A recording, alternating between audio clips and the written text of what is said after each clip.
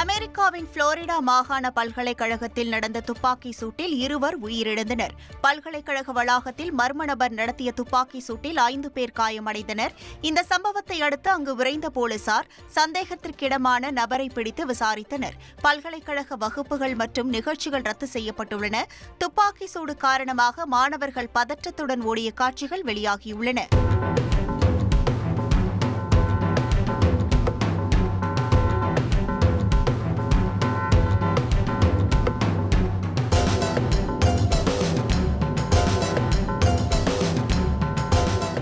Florida பல்கலைக்கழக துப்பாக்கி சூடு சம்பவம் கொடூரமானது என அதிபர் டொனால்டு டிரம்ப் கண்டனம் தெரிவித்துள்ளார்.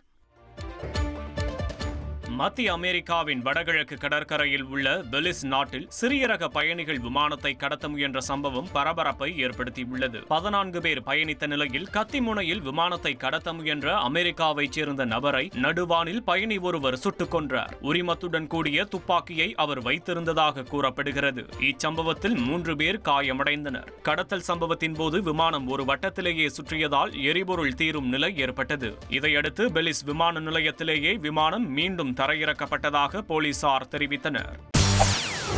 செய்திகளை உடனுக்குடன் தெரிந்து கொள்ள உடனே சப்ஸ்கிரைப் பண்ணுங்க.